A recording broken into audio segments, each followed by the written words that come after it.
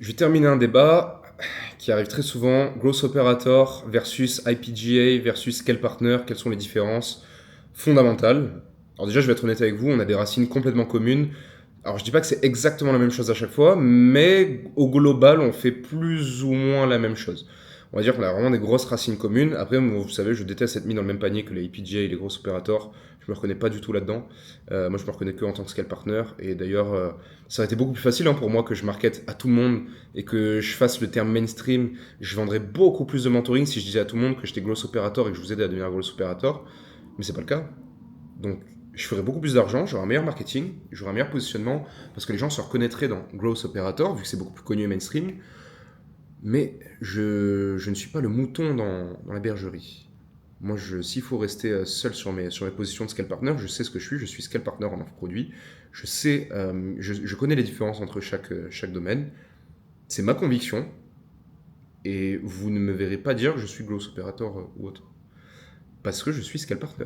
Et chaque chose a ses spécificités. Vous n'allez pas dire à un infirmier que c'est pareil qu'un médecin, qui est pareil qu'un anesthésiste. Pourtant, ils sont dans le même hôpital. Là, c'est voilà, c'est plus ou moins pareil.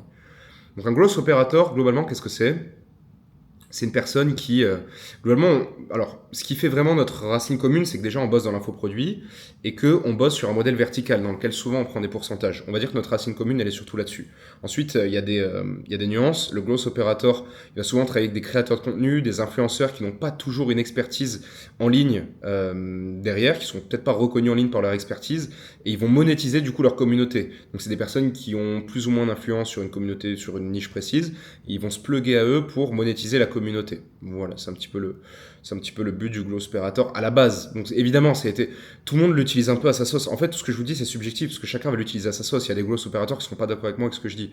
Mais moi, je vous donne ma vision de ce que j'en ai et l'image universelle comme elle est à la base, tout simplement.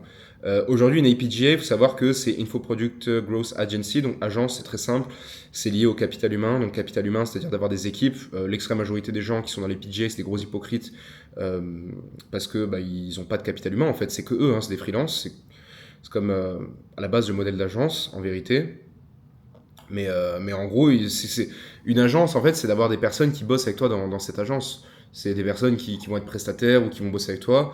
Un mec qui va dire j'ai une EPJ, mais en fait souvent il est tout seul. C'est un freelance de son côté, il a rien fait. Il est tout seul, il est à la rue et il se retrouve à gérer lui-même toutes les prestations. Il fait le démarchage, il est au four et au moulin. Voilà, pour moi c'est un peu trituré le terme agence. Et c'est très orienté sur des personnes qui se lancent en général à IPGA. Donc le but, c'est d'aller vers des personnes qui ont en revanche souvent des expertises et de leur proposer, non pas de monétiser une communauté, parce que souvent ils n'en ont pas, ou des petites, c'est de tout builder avec eux de A à Z et même de co-créer une formation avec eux, de créer une formation à leur côté, qui n'ont pas souvent. Souvent en EPGA, la majorité du temps, les gens n'ont pas de formation et on les accompagne à avoir une formation. Encore une fois, je sais que ça plaira pas à tout le monde, mais je m'en fous. Enfin, je m'en fous de ceux qui sont PGA et qui pensent que c'est pas le cas, etc. Moi, je vous donne vraiment, ça fait longtemps que je suis dans le milieu, je vous donne ma version du truc. Si vous avez une autre version, faites de l'argent et puis faites-moi taire, c'est tout. Et ensuite, IPSP, donc c'est Info Product Scale Partner, c'est ce que je fais aujourd'hui. La vision, c'est plus.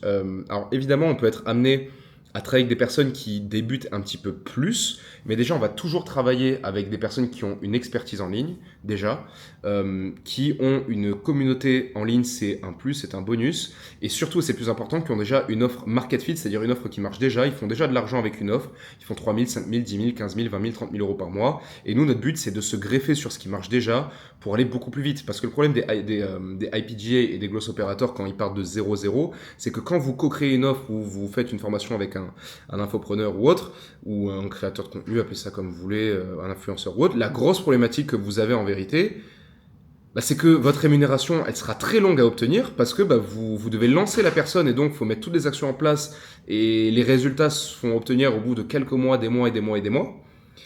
Et le deuxième chose, c'est que vous prenez beaucoup de risques parce que vous lancez quelque chose, vous n'êtes pas sûr qu'il y a un market fit, vous n'êtes pas sûr que ça va marcher, vous n'êtes pas sûr que le marché va adhérer, vous n'êtes pas sûr que l'offre est bonne, vous n'êtes pas sûr que plein de choses. Et vous n'avez aucune certitude quand vous êtes Growth Operator ou EPGA dans ce cadre-là. Quand vous êtes Scale Partner, vous bossez avec quelqu'un qui a déjà des résultats, qui a déjà des clients satisfaits, qui fait déjà de l'argent. Donc, mettre des systèmes beaucoup plus costauds et solides, des écosystèmes entiers sur quelque chose qui marche déjà, ça fait un catalyseur et ça fait quelque chose qui marche mieux et plus vite. Et c'est ce qui nous permet, à nous, en tant que scale partner, d'avoir une rémunération extrêmement confortable dès les premières semaines où on bosse avec l'infopreneur, parce qu'on implémente beaucoup plus de systèmes, on part moins de zéro, tout simplement. Donc c'était un peu pour casser le mythe. Je sais qu'il y a des personnes qui ne seront pas d'accord avec moi, mais en fait, chacun sa vision aussi, chacun son libre arbitre. Moi, je force personne à m'écouter et à me croire, enfin, du moins à adhérer à ma version. J'ai ma propre version de chaque chose. Et puis derrière, ceux qui ont des PGA, le seul truc que vous avez à faire, c'est faire de l'argent. Ceux qui ont des growth operators, faites de l'argent. Et ceux qui ont des scale partners, faites de l'argent. Donc en fait, notre bataille commune, c'est tous faire de l'argent, être heureux dans ce qu'on fait, faire quelque chose qui a de la valeur, qui impacte des vies, la vie des consommateurs finaux et la vie également de nos infopreneurs. Et c'est comme ça qu'on impacte la nôtre. Donc en fait, le plus important à retenir de cette vidéo, un peu brute, c'est que quel que soit le terme que vous allez employer, la finalité c'est la même. C'est que vous voulez faire de l'argent, vous voulez faire les choses bien, vous voulez faire de la valeur, vous voulez être professionnel, vous voulez rendre service au marché, vous voulez que le marché, vous voulez le bonifier, vous voulez pas le détruire. Mais du coup, appelez ça comme vous voulez, on en a absolument rien à foutre.